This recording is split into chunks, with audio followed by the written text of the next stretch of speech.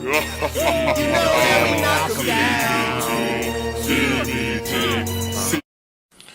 up, YouTube? It's your boy Big Cool coming to you from Colossal Boxing Talk, and I am here with another video. It'll be a breakdown prediction video of next week's co-main event on the undercard of Deontay Wilder versus Jarrett Washington, which will be taking place in Birmingham, Alabama at the Legacy Arena. I will be in attendance for that fight card. But in the co-main event, which is a very intriguing and very exciting fight that's taking place in the junior middleweight division, we have an IBF title eliminator between Tony Harrison and Jarrett Hurd. And both guys are young and extremely talented. Tony Harrison had a bump in the road against experienced and tough veteran Willie Nelson a couple years ago, where he was stopped in the 9th round in a fight that he was winning, but the experience and pressure of Willie Nelson prevailed. And Jarrett Hurd has been impressive. He's defeated previously unbeaten Frank Galarraza, as well as Mexican Olympian Oscar Molina, as well as experienced title challenger Jojo Dan, on his way to this IBF title eliminator against Tony Harrison. And this fight is very intriguing for a number of reasons. You have both guys who can punch. Harrison, in my opinion, may be the slightly bigger puncher. He has more knockouts, has a few more fights. Hurd is a tremendous body puncher.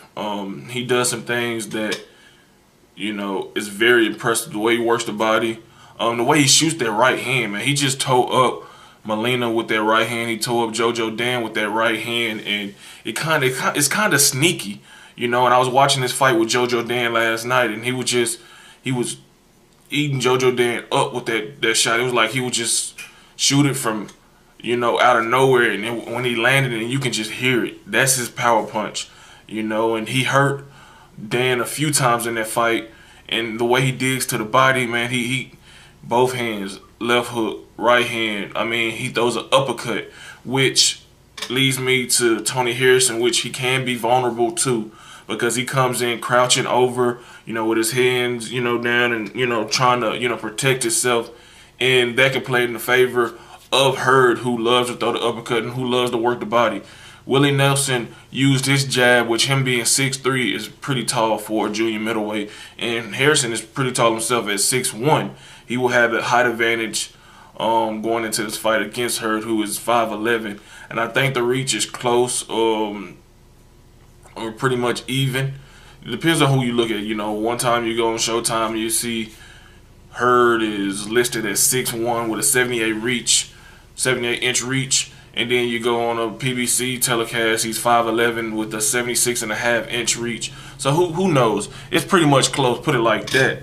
But Harrison is going to have to be extremely careful in this fight when he's going in to do work on the inside, because as good as he can be on the inside, I prefer to see him on the outside, using his jab, using his foot movement, and controlling the fight at a controlled distance and pace for him, because he cannot allow himself to be in a firefight like he was against Willie Nelson. And then he bounced back impressively against Sergey. I forget his last name, but that was a fight that a lot of people, you know, thought that, you know, should be the favorite to win, but that Sergey was a dangerous opponent. But he knocked him out, showing that, you know, he's all the way back from that fight with Nelson, at least mentally, because he looked good. He used his jab. He threw a lot of combinations. He was good defensively. He did get touched up, but he responded well, you know, to the power and to the shots that, you know, he got hit with, and he displayed that power that he does have. He's looking forward to this fight.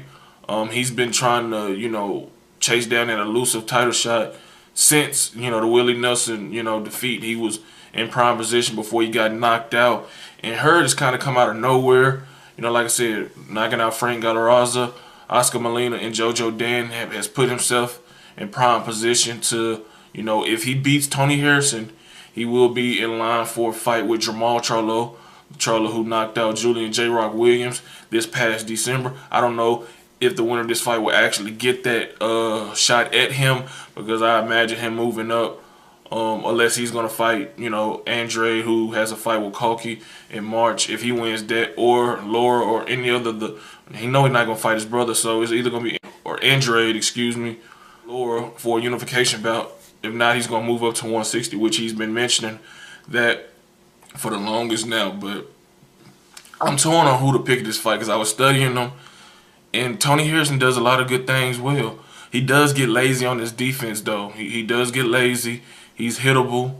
But I think that he's learned. You got to also remember, the Tony Harrison I'm talking about in 2015 is not that guy now. Yeah, he still does the same things, but I think that he learned a lot from that fight, and that he doesn't want to go down that road again and, squander another opportunity, because this is, I'm not going to say it's a crossroads fight for him, but it's do or die. He's worked hard. He's won 3 fights since being stopped by Willie Nelson, and Hurd is he's a big boy. I mean, he's going to come and put the pressure. He's going to work the body, but he's hittable as well.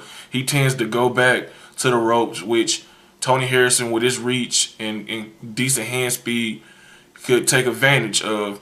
Hurd also squares up sometimes when he's going to, into attack. When he feel he has you hurt, he squares up, which could play into the hands of Harrison, who has the ability to counterpunch. He loves to throw that left hook. He loves to throw the right hand. He loves to mix it up to the body as well. But I think that this is going to be a tough fight, man, and it's really hard to pick a winner. My mind is telling me go with Harrison, but my heart is saying that Hurd is going to be too much, and that at some point he's going to pin Harrison against those ropes. He's going to tee off. He's going to catch him with an uppercut that Harrison doesn't see coming, and then it's going to be big trouble for Harrison. Damn, this is a really tough pick. I'm going to go out on the limb, I'm going to pick Tony Harrison by a split decision. I know what I just said, and I feel like I may be wrong, but I feel that Willie Nelson has gotten better, and although Hurd hasn't, faced the adversity that, Harrison has, and he's undefeated, so he doesn't know what it means to lose, I just think that Harrison is going to use all the, that loss and plus the previous experiences since that loss to, seize this moment, and he's going to eke out a close, tough, hard-fought decision, split decision over Hurd, which is, man, this is a tough fight to pick.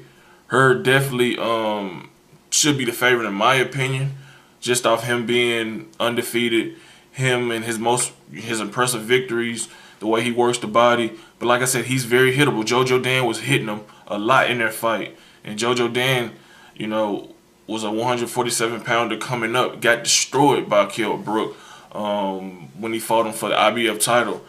And he was giving Hurd a lot of problems. He was hitting him.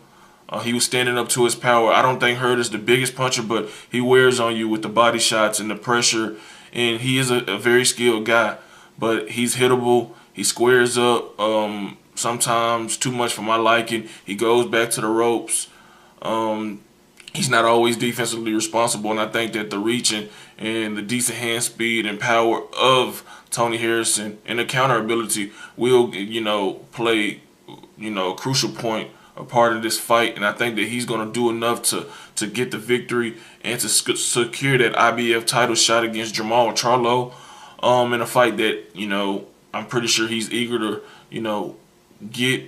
But I'm going with Tony Harrison via split decision in a tough fight that probably will be the fight of the night, and I can't wait till next Saturday. I will be there live to check it out.